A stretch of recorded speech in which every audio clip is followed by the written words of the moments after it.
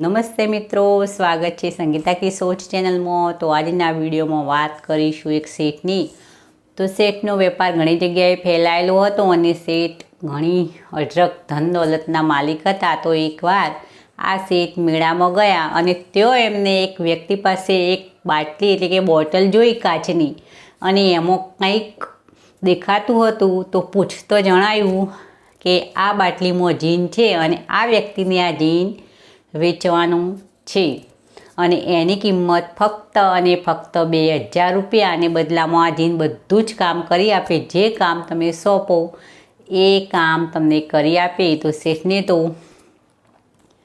ખૂબ આનંદ થઈ ગયો, કારણ કે શેઠને કે 2000 આપવાના અને બદલામાં જીન લેવાનું, અને જીન ઘણું બધું કામ કરી આપે, જે કહીએ તે કરી આપે।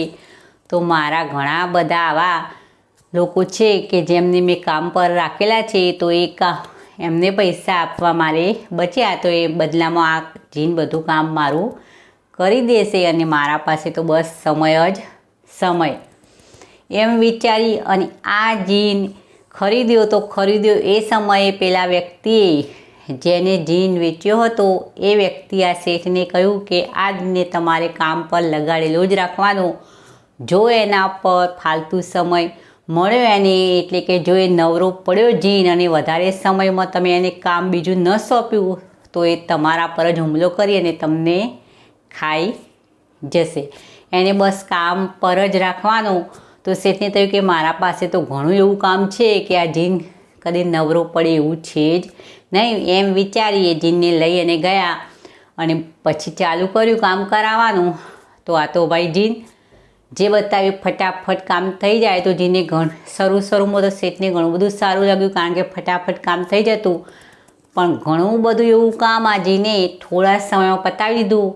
અને એકવાર સમય એવો આવ્યો કે શેઠના પાસે કંઈ કામ હતું જ નહીં। તો જીને પૂછ્યું કે શેઠ શું કામ કરું?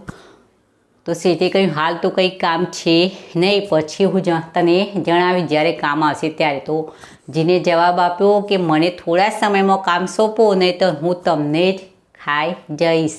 એને થયું કે આ જીનને કંઈક કામ સોંપવું પડશે, નહીં તો આ જીન મને ખાઈ જશે, એમ વિચારી શેઠે જીનને કહ્યું હા હું તને થોડી વારમાં જણાવું તારે શું કામ કરવું છે, એમ કહી અને શેઠ ચાલ્યા જંગલમાં। અને તેઓ એક મહાત્મા હતા, તેમની ઝૂંપડીએ ગયા અને મહાત્માને પોતાની વિગત કહી સંભળાવી કે આ રીતે આ જીને મને ચિંતામાં મૂકી દીધો છે અને હું એને કંઈ કામ સોંપીશ નહીં તો આ જીન હવે મને ખાઈ જશે અને મારા પાસે હાલમાં કંઈ પણ કામ છે નહીં।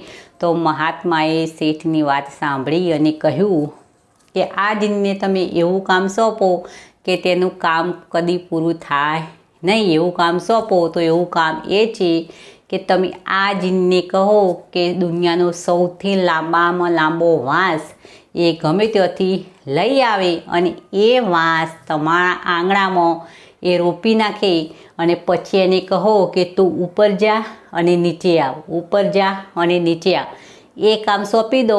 અને પછી તમારે કંઈક કામ હોય એટલો સમય એ કામ બતાવવાનું અને ફરીથી એને ઉપર ચડવાનું અને નીચે ઉતરવાનું, બસ એ જ કામ કરવા દેવાનું। તો એ કદી નવરો પડશે નહીં અને તમને ખાઈ જશે પણ નહીં। તો શેઠને આ મહાત્માએ જણાવેલી વાત એકદમ સારી લાગી અને જીન પાસે એમને આ કામ પણ કરાવડાવ્યું કે વાંસ પર ચડવાનું અને ઉતરવાનું, ચડવાનું અને ઉતરવાનું। તો આ જીન અને શેઠની વાર્તા તો ખાલી કાલ્પનિક વાર્તા જ છે, પણ આ વાર્તામાં જેમ નવરો પડે જીન અને શેઠને ખાઈ જાય, એટલે કે આ જીન એ બીજું કોઈ પણ નહીં, એ આપણું મન, અને શેઠ એ આપણે પોતે। તો આપણું મન પણ જો નવરું પડ્યું તો કંઈક ના કંઈક એવું કરતું રહે જે આપણને ખાઈ જાય। એટલે કંઈક કામમાં આપણું મન લાગેલું હોય એટલો સમય સારું આપણા માટે, પણ જો નવરું પડ્યું તો કંઈ ના કંઈ અજુગતું આપણને સૂઝે અને કંઈ એવા વિચારો કરીએ અથવા કંઈ એવું કામ કરી બેસીએ કે જે આપણા માટે નુકસાનકારક હોય। તો મિત્રો, આપણા આ શરીરને સારું રાખવું હોય તો આપણા મનને પણ કામે લગાડેલું રાખવાનું, એટલે કંઈક ના કંઈક કામમાં વળગેલું રહે મન તો સારું, નહીંતર જો નવરું પડ્યું તો આપણા માટે હાનિકારક છે। તો આ જીનને જેમ જીન શેઠને ખાઈ જાય એમ આપણું મન પણ આપણને ખાઈ જાય। તો મિત્રો વિડીયો પસંદ આવે તો એક લાઈક અવશ્ય કરો, બીજાની સાથે શેર પણ કરો અને આવી અવનવી મોટિવેશન વાર્તા સાંભળવા મારી આ ચેનલ સંગીતા કિસ્સોને જરૂરથી સબસ્ક્રાઈબ કરી ફરી મળીશું નવા કોઈ વિડીયોમાં નવી વાર્તા સાથે।